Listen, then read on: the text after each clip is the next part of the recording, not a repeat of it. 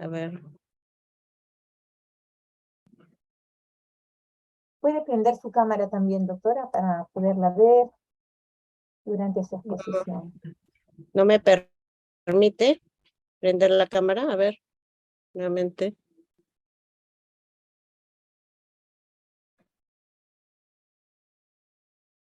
Puede compartir su exposición también.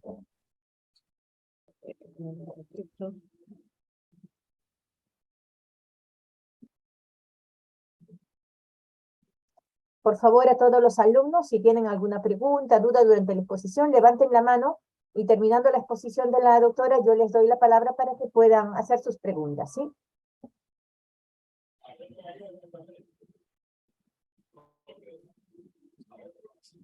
Recuerden que las participaciones también cuentan.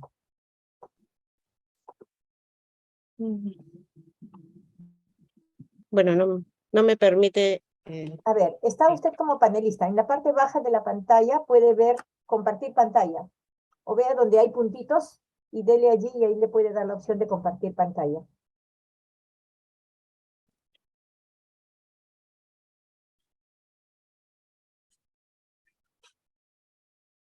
O si desea usted, yo puedo proyectar sus diapositivas.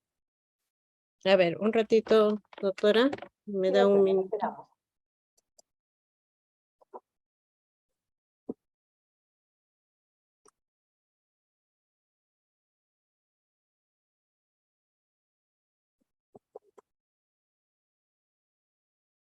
Ahora sí ya podemos ver su pantalla, doctora. Ya. La cámara no está activa. Bien.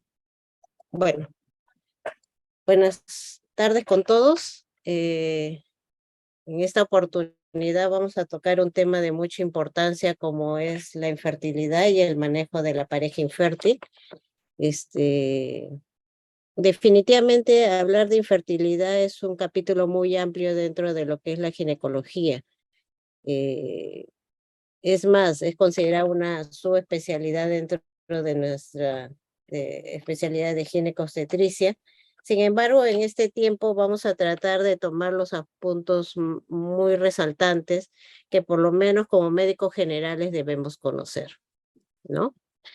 Entonces, para esta exposición hemos considerado dentro de la tabla de contenidos desarrollar lo que es definición, epidemiología, clasificación, causas de infertilidad, así como estudio de la pareja infértil, y considerar todos los factores causales que pueden ocasionar la infertilidad. Asimismo, también técnicas de reproducción asistida que son vigentes actualmente. Bien, cuando hablamos de definición, bueno, la Organización Mundial de la Salud se ha manifestado mucho al respecto y considera a la infertilidad como la imposibilidad de lograr un embarazo exitoso después de 12 meses o más de relaciones sexuales habituales sin protección. Al respecto, debo precisar que cuando tenemos el término de embarazo exitoso, nos estamos refiriendo a un embarazo, no solamente a la concepción de una gestación, sino a lograr un producto, un recién nacido vivo, ¿no? Y asimismo, dentro de la definición, cuando toma en cuenta las relaciones sexuales,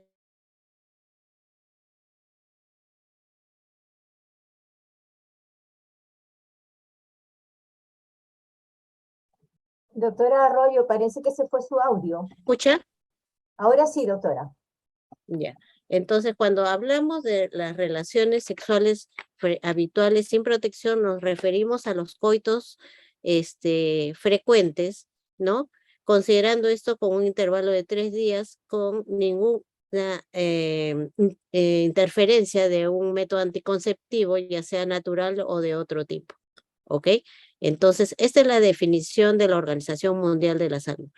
Sin embargo, existen otras sociedades de reproducción que se han manifestado al respecto, y es así que existe otra definición de la Sociedad Europea de Reproducción Humana, y considera que la definición que ellos consideran está basado en estudios epidemiológicos de distribución de la fecundidad. Y eso, más que nada, establecida ya en poblaciones normales. Es así que ellos definen a la infertilidad como una falta de embarazo durante 2 años de relaciones sexuales frecuentes sin protección. ¿Ok? Entonces, estas sociedades, ¿en qué se basan? En estudios publicados pasados, donde menciona que en una población normal con una tasa de exposición es decir, cuando una pareja tiene relaciones sexuales expuestas sin protección por 3 meses, tiene una probabilidad estadística de una tasa de embarazo del 57%. Es decir, solamente 57% de estas parejas a los 3 meses de convivencia con unas relaciones sexuales frecuentes sin protección, 57% se embarazan, ¿no? Entonces, a los 6 meses, el 72%, al año a los 85% y a los 2 años el 93%. Es decir, esta información es clave porque nosotros a la pareja cuando viene a consultar sobre fertilidad debemos decir, ¿no? Existen parejas que muchas veces tienen ansiedad por una concepción pronta y y ya quieren optar por un método o un tratamiento de reproducción, ¿no? Entonces, claro, vamos a ver más adelante las condiciones y cuándo nosotros actuar, pero tenemos que tranquilizar a las pacientes que en poblaciones normales todavía cuando existe pocos meses de intento de una concepción, no necesariamente esta se produce, ¿ok? Otros estudios también mencionan, por ejemplo, ya diferenciando los grupos etarios, que la tasa de embarazo en 2 años o 24 ciclos menstruales es casi similar a los antes mencionados, ¿no? Es así, claro, sabemos que con los años existe un déficit de la fecundidad o una disminución de la fecundidad. Entonces, vamos a ver que el grupo etario de 19 a 26 al año tiene una tasa de embarazo de 92% y recién a los 2 años de 98%, ¿no? Yéndonos un poco al grupo etario de 27 a 29, al año un 87% y a los 2 años el 95%, ¿no? Y yendo al extremo, que es el grupo etario mayor de 35 a 39 años, donde ya existe una mayor disminución de la fecundidad, por lo que vamos a desarrollar más adelante, el 82% puede embarazarse al año y el 90% a los 2 años, ¿no? Entonces, esto reafirma un poco esa definición que nos da esta sociedad europea. Epidemiológicamente, ¿qué nos dice? Que en la actualidad la infertilidad es una condición frecuente que afecta a unos 70 millones de personas en todo el mundo, ¿no? No es una condición rara en todo caso, ¿no? Que hay que tomar en cuenta. Y muchas veces pasa desapercibida, ¿no? La Organización Mundial de la Salud también estima que el 9% de las parejas en todo el mundo luchan por con algún problema de fertilidad, ¿no? Las tasas o la incidencia de infertilidad en Estados Unidos va del 7,4 al 15% en mujeres de 15 a 49 años. Y es aproximadamente, en conclusión, que 1 de cada 8 mujeres de 15 a 49 años ya recibe un tratamiento de infertilidad. Entonces, o acude por lo menos a un servicio médico por problemas de infertilidad. ¿Ok? Entonces, tal vez con el tiempo se ha visto mucho más notoria esta condición de infertilidad y como vemos también con el avance tecnológico también nos ha permitido determinar un poquito las causas, ¿ok? Es importante discernir a qué tipo de infertilidad nos estamos enfrentando, ¿no? Es así que se clasifica en infertilidad primaria y secundaria. Y más que nada, esto nos ayudaría un poquito a ver, orientar nuestro diagnóstico a la causa o al motivo que está originando la infertilidad, y también nos va a llevar al tratamiento, ¿no? En todo caso, en la clasificación se menciona como infertilidad primaria aquel que no ha habido embarazos previos, ¿no? Es una pareja que acude y no ha habido concepción previa en la mujer. Mientras que hablamos de infertilidad secundaria cuando ya ha habido embarazos previos, aunque no necesariamente con recién nacido vivo, ¿no? Se ha producido abortos, ¿no? ¿Cómo se llama? Algún producto que no ha logrado un desarrollo a término, ¿ok? Entonces, esto es la clasificación. Ahora, a lo largo del tiempo o en las últimas décadas, nosotros hemos visto que existe una disminución sustancial de la fecundidad. Ahora, eso puede deberse a diferentes motivos, ¿no? Al hecho, digamos, a disposiciones en algunas poblaciones o países, ¿no? Disposiciones de control de natalidad, decisiones políticas, sociales, ¿no? Que, digamos, han ajustado a este tipo de población al mayor uso de preventivos o de métodos anticonceptivos para como control de la natalidad. Pero también existen otros factores que también han influido en que exista una disminución de la fertilidad en estos tiempos. Por ejemplo, la polución ambiental, es decir, la exposición a ciertos, ¿cómo se llama? A ciertas sustancias tóxicas ambientales, ¿no? Al plomo, a cierta exposición a gases, a radiaciones, todo eso podría contribuir en la actualidad de una disminución de la fertilidad, ¿no? El tabaquismo, alcoholismo, drogadicción, ¿no? También, ¿no? Existe una fuerte asociación en lo que es el consumo de tabaco con problemas de fertilidad, ¿no? También mayor incidencia de infecciones de transmisión sexual, sí, ¿no? Esto conlleva a una alteración o una afectación del aparato reproductor, ¿no? Tanto femenino como masculino, y que definitivamente podrían afectar nuestra fecundidad a la larga, ¿no? La obesidad también. Nosotros, cuando hablamos de obesidad, sobre todo en pacientes mujeres con un índice de masa corporal mayor de 30 kilogramos por metro cuadrado, entonces decimos que existe una mayor tasa de ciclos oligovulatorios o anovulatorios, ¿no? Entonces, es importante determinar como factor y disminución de la fertilidad.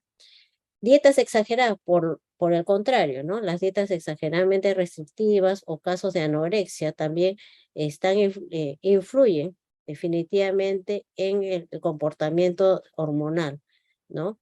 Por tanto, afectación del eje hipotálamo-hipófisis, ovario, y que definitivamente va a repercutir sobre el buen funcionamiento de este, ¿no?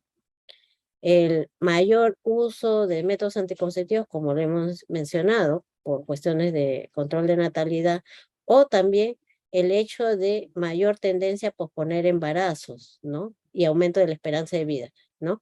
En estos tiempos, el rol de la mujer ha tomado importancia en lo que con respecta a actividades económicas, actividades políticas, actividades gerenciales, ¿no? Donde la mujer ya toma un rol importante y trata de independizarse tanto económicamente, ¿no? Entonces, definitivamente este hecho de lograr objetivos profesionales o personales y económicos ha hecho que las mujeres desaprovechen en cierta forma los mejores años de fertilidad, ¿no? Entonces pospone un embarazo por lograr otros objetivos personales, ¿no? Entonces, todo esto ha hecho que muchas veces se vea como que la fertilidad ha disminuido y existe mayor tendencia a acudir a servicios o tratamientos de fertilidad, ¿ok? Acá viendo ¿cómo se llama? Este cuadro, también tenemos que explicar que definitivamente con el paso de los tiempos, ¿no? Nosotros, nuestra fertilidad va cambiando, ¿no? Y eso puede deberse a que muchas veces ya existe una reserva ovárica disminuida, ¿no? Es así que en este gráfico se muestra que en el grupo etario de 20-24, ¿no? La tasa de infertilidad es de 5.7, pero si nos vamos a partir ya de los 30, ya existe cierto aumento de la incidencia de infertilidad y mucho más clara es el ascenso de estos problemas de infertilidad a partir de los 35 años, ¿no? Y que sería de los 40, llegando a unas tasas de infertilidad del 63%. Entonces, como vemos, existe un aumento de las tasas de infertilidad por grupo etario, y eso más que nada debido a que ya existe una disminución de la reserva ovárica, existe una pobre calidad de ovocitos que se producen en la mujer, y también considerar que a lo largo de la vida uno puede adquirir ciertas comorbilidades que pueden afectar nuestra fertilidad, ¿no? Llámese presencia de alteraciones hormonales, endocrinas, ¿no? Diabetes o propias de la ginecología, ¿no? Presencia de miomas, adenomiosis, otro tipo de patologías que puedan en cierta forma afectar nuestra fertilidad, ¿ok? Aquí también en este cuadro se detalla, ¿cómo se llama? Cómo es la probabilidad de concepción, ¿no? Por ciclo, de acuerdo al grupo etario, ¿no? Y el de 22 tenemos una concepción del 25%, ¿no? Por ciclo. Sin embargo, conforme vamos avanzando en edad, existe una disminución de esas tasas de embarazo, ¿no? Entonces, más a los 30 va disminuyendo y existe en este cuadro una abrupta caída a partir de los 37 años, ¿no? Ok. Entonces, como vemos, explicar, ¿no? Y cuando nosotros atendemos a una paciente que viene por problemas de concepción, y ubicarnos un poco en el grupo etario que corresponde y de acuerdo a eso también manejar el tema de probabilidades y pronósticos de tratamiento. Y cuando hablamos de causas de infertilidad, se dice que aproximadamente el 85% de las parejas que vienen por problemas de infertilidad, se obtiene una causa, o sea, se puede lograr llegar a la causa final, ¿no? De tal manera que nos podamos tratar. Sin embargo, también existe un grupo que no es inexplicable, ¿no? Entonces, pero la idea inicialmente es determinar la causa para poder abordar en ese punto, ¿no? La principal causa de infertilidad en estos momentos son los problemas ováricos de oligo y anovulación, ¿no? Se dice que como factor único puede llegar de 21 a 32%. Existen otras publicaciones que lo mencionan como 40%, ¿no? Entonces, los problemas de función, falla ovárica, insuficiencia ovárica, problemas de síndrome ovario poliquístico, ¿no? Entran a tallar en esta causabilidad, ¿no? De infertilidad. Con respecto al factor tubárico, nosotros hablamos de problemas de la trompa, obstrucciones, ¿no? obstrucciones de la trompa o también la dificultad de la trompa de captar el ovocito para transportarlo a nivel de la trompa, ¿no? Entonces, dentro de este grupo está considerado que puede llegar del 14 al 26%, ¿no? Y puede deberse a síndromes adherenciales, puede deberse a problemas de enfermedades inflamatorias pélvicas que origine ya una distorsión de la anatomía, ¿ok? También el factor pélvico. Dentro del factor pélvico también están considerados los síndromes adherenciales que deforman la estructura anatómica, así como la endometriosis, que de una u otra forma puede originar implantes anómalos de focos endometriósicos y por tanto una reacción a nivel pélvico, ¿no? Y que pueden originar también una condición de infertilidad, ¿no? El factor uterino se considera que puede estar presente en el 5 al 10% de estas pacientes y puede deberse principalmente a causas como deformaciones, ¿no? Alteraciones anatómicas congénitas como las, digamos, como úteros bicornes o presencia de tabiques, sinequias, ¿no? En la formación también están considerados, aunque no está bien determinada la asociación con mioma, los miomas van a depender un poco del tamaño, la ubicación y también la cantidad de miomas que se presentan en este tipo de pacientes, ¿no? Ahora, el factor masculino, ¿no? El factor masculino, antes venía una paciente a consulta y bueno, solo venía la paciente, ¿no? Pensando y siempre se relaciona infertilidad a un problema de la mujer, ¿no? Hoy en día se ha visto que existe un factor importante causal del varón, ¿no? Es así que como factor único se dice que puede corresponder el 19% hasta 20% como factor de infertilidad, ¿no? Llegando a un 57% ya como coadyuvante, ¿no? Hay que tener en cuenta que muchas veces no solamente el factor es único, ¿no? Si podemos encontrar múltiples, ¿no?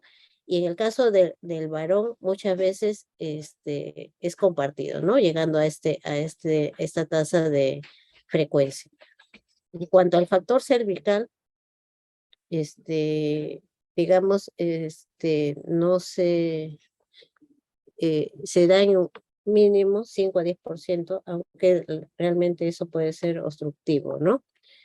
Y puede ser vencido tal vez con otro tipo de tratamiento, ¿no? No necesariamente puede influir. Sin embargo, es necesario digamos, investigar sobre eso, ¿no? La producción de moco muchas veces puede influir sobre la afinidad del espermatozoide y el paso del mismo para su conducción y su transporte hacia las trompas y también podría tener un motivo de infertilidad con respecto a eso. Y como le decía, también existe una causa inexplicada, ¿no? Que puede ir del 8 al 30%, ¿ok?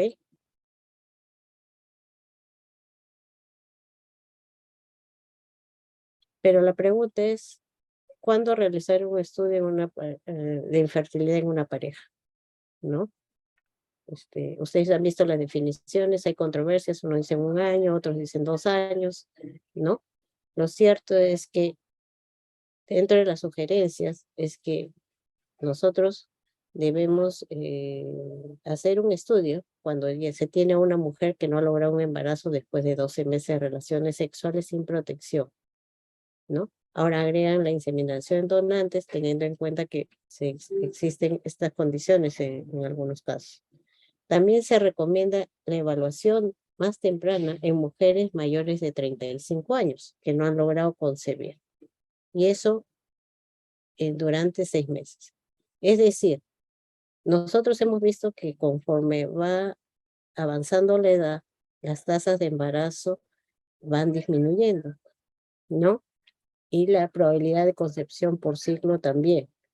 Por tanto, la recomendación es cuando se tiene una paciente mayor de 35 años, ya optar por un tratamiento o un estudio de fertilidad cuando 6 meses no ha concebido.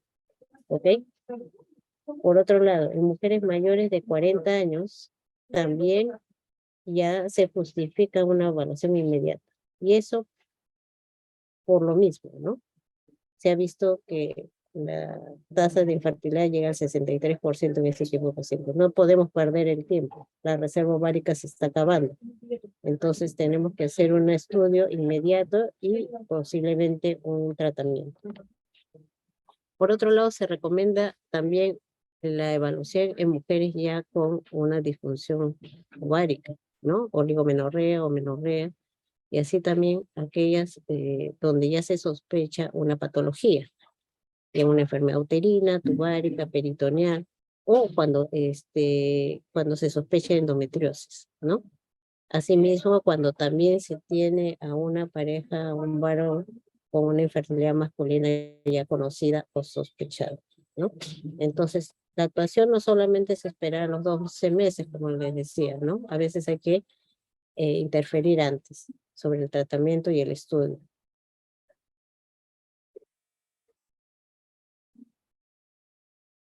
¿Cuál es el objetivo del estudio de la pareja infértil? Principalmente es llegar a un diagnóstico certero de la causa. Como le decía, lo principal es llegar a determinar el factor causal, de tal manera que podemos tratar el origen, ¿no? Y luego de eso, del diagnóstico, hacer el diagnóstico, el tratamiento y para ser manejado como pareja, ¿ok? En este programa más o menos nos orienta cómo hacer, digamos, el flujo de este tipo de pacientes. Nosotros identificamos una pareja infértil o una pareja que debería ser sometida a un estudio de infertilidad, entonces empezar con una historia clínica, ¿no? Una exploración física, ¿no? Adecuada, ¿no? Tanto de la mujer como del varón, ¿no? Y asimismo, bueno, esto, adicionalmente, hacer un estudio de Papa Nicolau y una ecografía básica, ¿no? Ahora, se puede discernir, ¿estamos frente a una paciente con oligomenorrea o menorrea o tenemos una paciente con menstruaciones regulares? Estamos con una paciente con una alteración menstrual, del ciclo menstrual, o con una oligomenorrea o menorrea, que nos sugieren ciclos anovulatorios, entonces es básico hacer un perfil hormonal. FSH, LH, estradiol, prolactina, también TSH, que sabemos que tiene que ver con el sistema hipotálamo hipófisis, ¿no?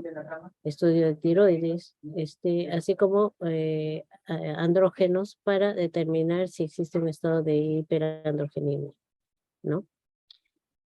En el caso de amenorrea también se debe considerar el estudio de cariotipo, ¿no? Sobre todo amenorrea primaria, cuando estamos hablando de eso. Entonces, esto con respecto a cuando tengamos trastornos que nos sugieren alteración en la función ovárica. Si tenemos menstruaciones regulares, bueno, en ese caso, sí, de todas maneras, tener un estudio de reserva ovárica básica, ¿no? Donde consideren el estudio de hormona de folículo estimulante, hormona antimuleriana, estrógenos y el recuento de folículos centrales por ecografía, ¿no?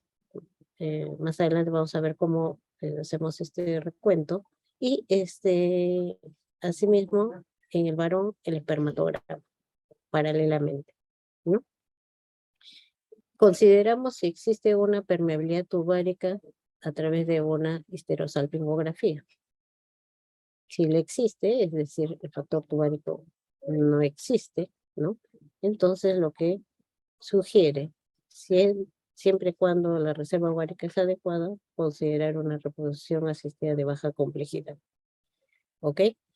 Si estamos hablando de permeabilidad ovárica alterada, no existe. Entonces lo lógico es indicar ya una laparoscopía que nos permita identificar, digamos, el tipo de lesión y no solamente diagnóstica, sino ya quirúrgica que nos permita solucionar el problema, ¿no? La histeroscopía también, ¿no? La permeabilidad tubárica a veces no solamente es propia de la trompa, sino también existen sinequias a nivel uterino, entonces la histeroscopía es básica, ¿no? Y en algunas veces requiere una cirugía de ese tipo. Luego, si es que se logra la permeabilización, en este caso, podemos sugerir una reproducción asistida de baja complejidad. Si no logramos permeabilizar la trompa, la anatomía ya está, digamos, alterada, lo que conlleva es realizar una reproducción asistida de alta complejidad. ¿Ok? Entonces ese más o menos es el flujo que se puede, básico, que podemos nosotros dirigir a nuestra paciente con problemas de infertilidad.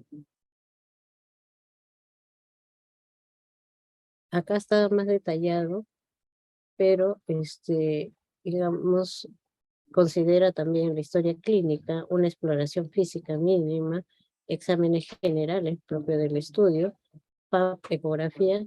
Asimismo, también menciona cuando existe irregularidad menstrual o amenorrea, el estudio hormonal que hemos mencionado. En el caso de amenorrea, el estudio de cariotipo. Y en el caso de menstruaciones regulares, ¿no? Ya considerar todo el estudio, ¿no? Aquí sí nosotros consideramos que la idea del perfil hormonal sea en un tiempo, en la fase folicular temprana, ¿no? En el segundo o tercer día es lo ideal, ¿no? Para tener digamos, un estudio más fidedigno del dosaje hormonal, ¿no? Otro que nos puede ayudar es la temperatura basal, ¿no? La cuantificación de la temperatura basal. Otro estudio de dosaje hormonal que se hace al 21 día del ciclo es la progesterona. Sabemos que eso tiene en esta fase, digamos, la función del cuerpo lúteo es de mucha importancia para el mantenimiento de la implantación, ¿no? Entonces, es importante el estudio en este tiempo. Con respecto a la biopsia de endometrio, sí, también se puede considerar, aunque se ha dejado mucho de usar, pero también nos puede cronometrar si estamos en sincronía el endometrio con la función ovárica. ¿Ok? Y el monitoreo ecográfico, ¿no?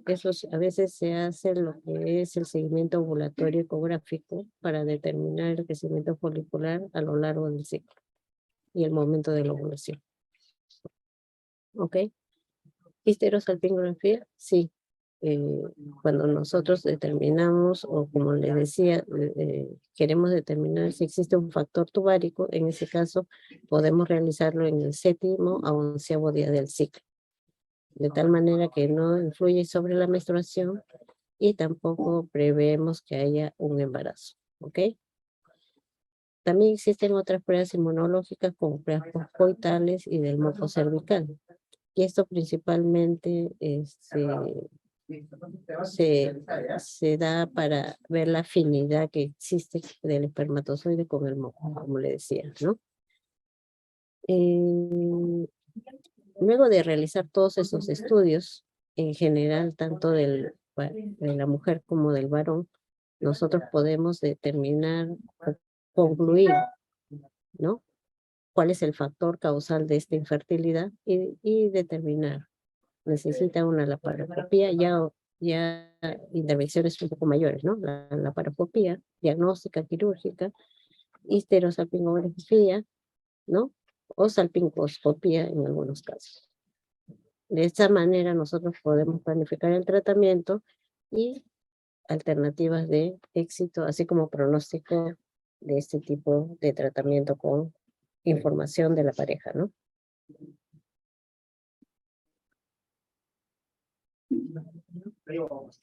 Entonces, ¿qué consideraciones importantes tenemos que tomar en cuenta? Idealmente, que la primera consulta debe ser en pareja. Es lo ideal, ¿no?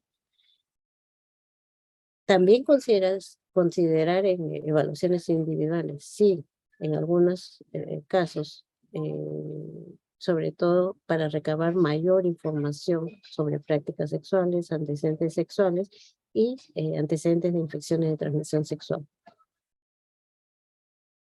También es importante,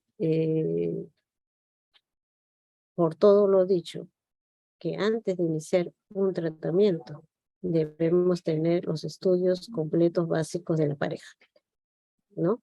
A veces nosotros consideremos solo un factor y nos estamos olvidando de los siguientes. Y eso nomás puede conllevar a un maltratamiento, ¿ok? Entonces, nosotros tenemos que hacer un estudio completo para abordar todos los problemas presentes. ¿Sí? Cuando nosotros hablamos de reserva ovárica, nos referimos a que es la cantidad o calidad de ovocitos con los que cuenta una mujer en determinado periodo del tiempo, ¿no? Hemos visto que conforme avanza la edad, la reserva ovárica disminuye, ¿no? Y eso se ve reflejado en que el pool de folículos centrales con los que cuenta la mujer depende de la edad, ¿no? Se van eliminando conforme, en cada ciclo. Se dice que aproximadamente se eliminan más de 1000 folículos por ciclo, ¿no? Entonces, y solamente uno es productivo para nosotros, ¿no? Uno nomás nos es útil en muchos de los casos, ¿no?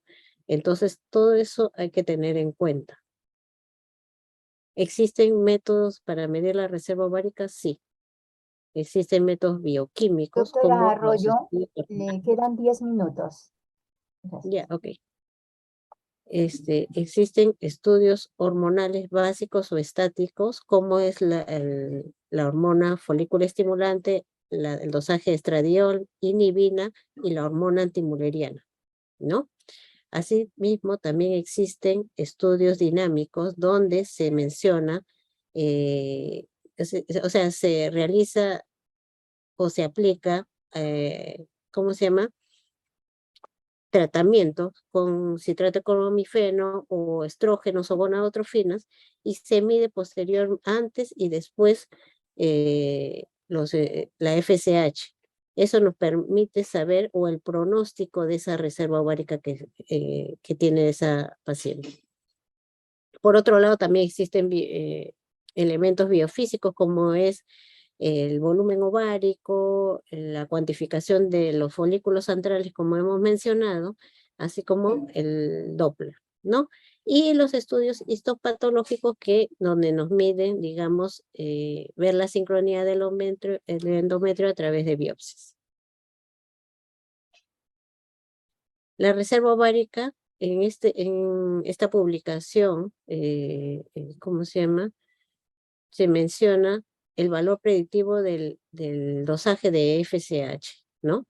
Los valores normales en una paciente, lo ideal, ¿no? Es que sean menores a 10, ¿no?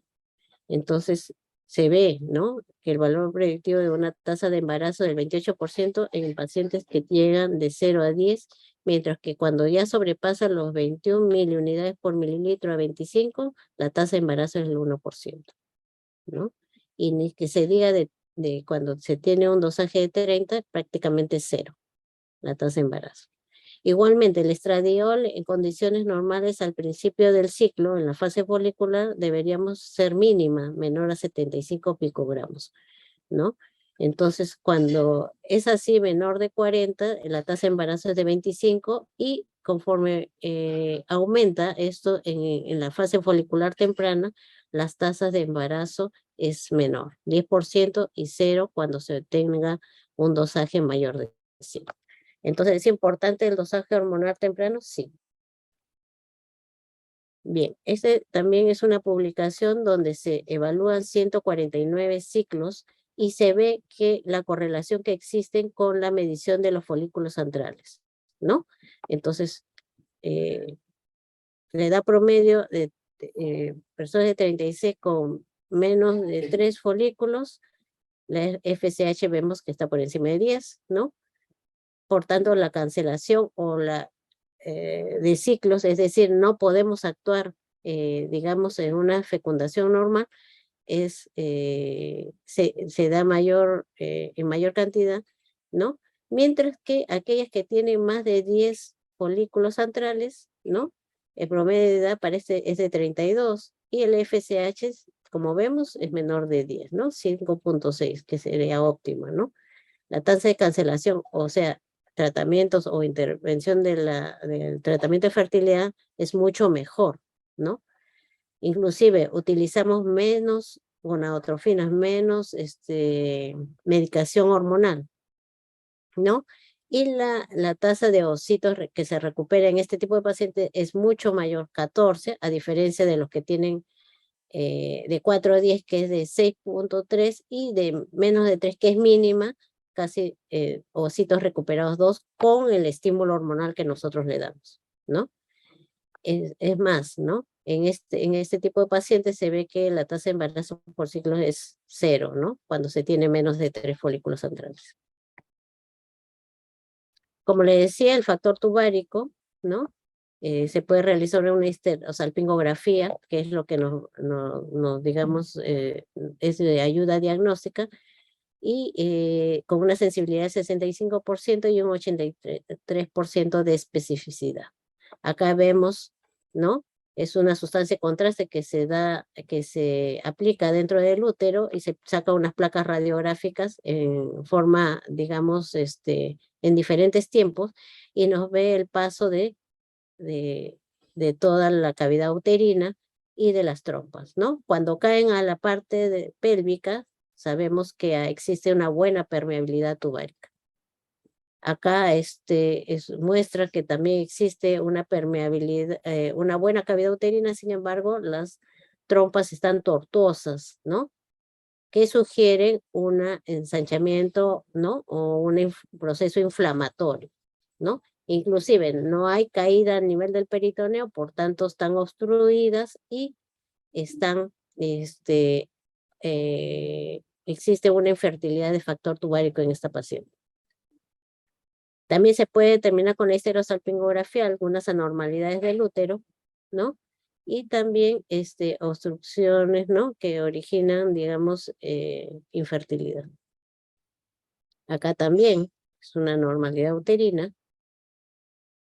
También la histerosalpingografía nos da elementos de sustracción y nos permite ver algunas tumoraciones, ¿no? En este caso, un mioma submucoso que puede estar originando interferencias sobre la implantación del blastocisto, ¿no? También nos permite ver si existen sinequias, ¿no? Nosotros lo que llamamos síndrome de Asherman, ¿no? Muchas veces existen instrumentación, ¿no? Endouterina, y origina procesos de adherencias dentro de ella, y también puede ser causal de infertilidad. La laparoscopía, que es un elemento diagnóstico importante para lo que es infertilidad, nos va a permitir ver la existencia de focos endometriósicos, también ver la anatomía a través de las trompas. Existe también un proceso de cromotubación. A veces nosotros instilamos una sustancia de contraste para ver la permeabilidad intraoperatoriamente, ¿no? Entonces, la laparoscopía constituye una gran herramienta, no solo diagnóstica también, sino de tratamiento, ¿no? Acá la idea es muchas veces liberar todas esas adherencias, sacar estos focos endometriósicos que están obstruyendo las trompas, o digamos la cercanía de la trompa con el ovario, ¿no? Entonces es muy importante la laparoscopía y la técnica quirúrgica que se vaya a realizar, ¿no? Liberación de adherencias del mismo tipo también es, a través de la laparoscopía surge la mejor opción. Ok. La histeroscopía, como les decía, también es un procedimiento que también se puede utilizar, ¿no? y nos va a determinar la presencia de pólipos, sinequias también, ¿no? Es para evaluar la cavidad uterina. Otra opción es la histerosonografía, que es a través de una guía ecográfica, ¿no? Se instila una solución salina a nivel del cuello uterino y nos va a permitir ver en una imagen ecográfica simultáneamente si existe la existencia de pólipos, mioma dentro de la cavidad uterina. ¿Ok? El factor masculino, yéndonos a este tema, como les decía, puede ser causal de infertilidad en el 50% de las parejas, ¿no? Por eso es importante determinar y hacer el estudio paralelo en este tipo de pacientes, ¿no? La falla testicular sí es la causa más común de infertilidad masculina, pero es la menos estudiada a la fecha, ¿no? Entonces, y cuando hablamos de factor masculino, básicamente vamos a hacer el estudio exclusivamente del espermatograma. Sin embargo, que nos da detalles muy resaltantes, pero sin embargo, a veces no se logra, digamos, determinar la causa solamente a través de eso, ¿no? Entonces, es importante considerar otros, los datos del espermatograma, pero también es considerar otros estudios de factor masculino, ¿no? Cultivo de semen, ¿no? Cuando encontramos leucocitos aumentados en el semen, ¿no? Así como biopsia testicular que está indicado sobre todo cuando existe el grado de azospermia o oligospermia severa, ¿no? Para ver si hay también un tema de obstrucción, ¿no? También estudios citogenéticos, ¿sí? Cuando tenemos, digamos, abortos a repetición, es una opción, ¿no? Así como fragmentación de ADN, que también entra dentro del estudio del varón, ¿no? Pruebas de función espermática que nos pueden determinar factores inmunológicos en el varón y que puede estar causando de infertilidad. Entonces el espermatograma ha surgido ciertas variaciones, pero tomando la última edición del 2019 considera a grandes rasgos que por lo menos debe haber una concentración de más de 15 millones de espermatozoides por mililitro, ¿no? Es importante también el pH, el volumen eh, dado como muestra. Para la toma del espermatograma es importante tener un cierto grado de abstinencia, ¿no? Unos 3 o 4 días previos a la toma de la muestra para que sea una buena muestra, ¿no? También otros datos que son importantes en el espermatograma es la movilidad progresiva o lineal de este tipo de espermatozoide, ¿no? Entonces se considera el valor normal dentro del 32%, así como la viabilidad de estos espermatozoides del 58%. Y lo ideal es que solamente el 4% tengan forma, digamos, formas anormales, ¿no? ¿Ok? Bien. Cuando hablamos de técnica de reproducción asistida, consideramos si en el flucograma está técnicas de baja complejidad y técnicas de alta complejidad. Y en estas técnicas de baja complejidad incluye la hiperestimulación ovárica, ya sea con hormonas vía orales o administradas por inyectables. Tanto el citrato de clomifeno, electrosol y gonadotrofinas son importantes para esta estimulación, aunados a coitos dirigidos o aunados a la inseminación artificial. ¿Qué es la inseminación artificial? Es la colocación de semen que puede ser ya tratado, concentrado o purificado, como le quieran tomar en cuenta, donde se escoge la mejor calidad de espermatozoides y se introduce en la cavidad uterina, de tal manera que en el periodo de fecundidad de la paciente. Para eso nosotros hacemos un seguimiento ecográfico y determinamos el momento de ovulación o previo a la ovulación donde se puede realizar este procedimiento. Por otro lado, existen los tratamientos de alta complejidad que ya consideran la fertilización in vitro, el ICSI, el GIF y el SIF. La fertilización in vitro es la colocación del esperma y el ovocito ¿no? Digamos, en el laboratorio, ¿no? Y esperar que se produzca digamos, la fecundación, ¿no? En el caso del ICSI, que es la inyección citoplasmática del espermatozoide, ya el espermatozoide lo introducen, sobre todo cuando existen factores masculinos que no le permiten, digamos, ingresar al ovocito, ¿no? Entonces, estos dos tipos son los más realizados en la actualidad. Después existe la transferencia intrafalopiana de gametos, que es el GIF, y también la transferencia intrafalopiana de cigotos, ¿no? ¿Ok? Entonces, esto es lo que se realiza actualmente. Como le decía, en la inseminación artificial es la colocación del esperma a través de una cánula dentro de la cavidad uterina para el encuentro con el ovocito o el óvulo que ya se ha desprendido. Y generalmente esto es en sincronía con nuestro seguimiento ecográfico que nosotros le vamos a dar a la paciente, ¿no? Como les mencionaba, la fertilización in vitro, ¿no? En el laboratorio tenemos nuestro ovocito aspirado, nuestros espermatozoides, los mejores, y esperamos la fecundación. Luego de que ya se unió, en etapa de blastocitos, nuevamente se introduce dentro del útero. El ICSI, a diferencia de la fertilización in vitro convencional, es colocar ya el espermatozoide dentro del ovocito, ¿ok? Y ya se da la fecundación y también cuando ya está en etapa de blastocisto, se introduce dentro de la cavidad, ¿ok?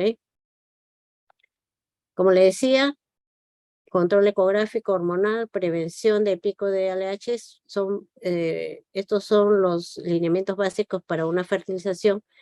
También la maduración ovocita con hormona gonadotrófica humana. Después, el siguiente paso es la extracción de los ovocitos y la fertilización en laboratorio, ¿no? Ahí se espera esta etapa de blastocisto. Paralelamente, nosotros a la mujer le damos un soporte de fase lútea, ¿no? Con progesterona, ¿no? Y se hace la transferencia. Se hace la transferencia de estos embriones y lo ideal dentro de nuestro manejo es también un control de la gestación durante el primer trimestre donde hacemos el soporte hormonal correspondiente. ¿Ok? Entonces, esto es lo corresponde. Bien, más o menos hemos tomado aspectos muy importantes. Como les decía, este es un capítulo muy amplio y bueno, de todas maneras, no sé si existe alguna pregunta del auditorio para poderles responder. Muchas gracias, doctora, por su presentación.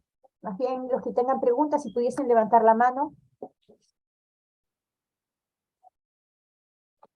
Doctora, una pregunta mientras tanto los chicos van levantando la mano.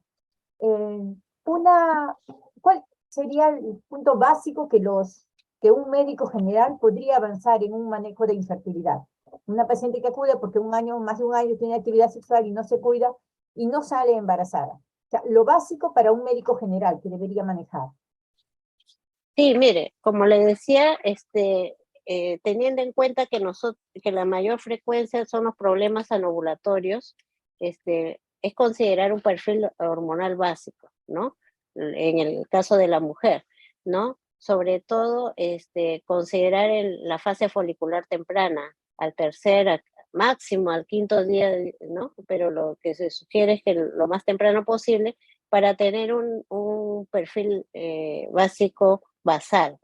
El otro es una ecografía, ¿no? Para ver la anatomía, ¿no? Porque ya estamos viendo la parte funcional, que es el ovario, luego la anatomía, que es ecográficamente, y si bien es cierto, las trompas no lo vemos, bueno, ahí en este caso sería una histerosalpingografía, ¿no? Y con respecto al varón, bueno, al varón es su espermatograma. ¿no? Eso, digamos, es un avance sustancial en el estudio de la pareja infértil. Después ya hay otros estudios más especializados que ya lo podría corresponder a otro nivel, ¿no? Y la prueba estándar, el gol estándar para ver la permeabilidad tubaria, ¿cuál sería? Bueno, está la histerosalpingografía. Sin embargo, sabemos que la histerosalpingografía es una ayuda diagnóstica a veces un poquito, digamos, dificultosa, dolorosa, ¿no? En algunos pacientes. Y a veces en las paroscopías diagnósticas nosotros también podemos ver con más claridad la permeabilidad de las trompas a través de la cromotubación. Y doctora, ¿y la importancia de la hormona antimuleriana para un médico general? ¿Con esto podría darle algún perfil a la paciente y derivar a un especialista o ver que no es este el problema? Sí, sí, definitivamente. La hormona antimuleriana tenía un rol muy importante en estos tiempos. La ventaja con respecto a las hormonas basales que muchas veces nos afectan durante el ciclo, entonces se puede tomar en cualquier momento. Y es así que la hormona antimuleriana lo podemos tomar a mitad del ciclo, a fines, no hay ningún problema, ¿no? Y digamos que eso nos enfoca a ver la reserva, que puede existir una reserva ovárica disminuida, ¿no? Esto nos Sin hablaría embargo, no de la lo es todo, reserva ¿no? Habría que complementar con un estudio ecográfico del recuento folicular, qué sé yo, ¿no? O sea, la hormona antimuleriana nos hablaría más de la reserva o la capacidad de ese ovario de producir folículos, en tanto el perfil hormonal nos hablaría más del funcionamiento. ¿Estamos? Así, ¿Funcionamiento sí, del ovario? así es. Ajá, así es. Se complementan ambos estudios. Ambos se complementan, Ok, ¿no? muchísimas gracias, doctora, por su exposición. Hoy día los chicos están todos calladitos, no han querido levantar la mano. Felicitaciones, Ya. doctora, muchas gracias por su exposición. Nos estamos viendo en la siguiente exposición. Muy Muchas bien, gracias doctora, muchas por gracias. su Hasta luego. asistencia. Espero que la próxima se animen más a participar y damos por concluida la actividad de hoy día. Los espero el día jueves a la 1 de la tarde en la siguiente exposición. Muy buenas tardes con todas. Hasta luego.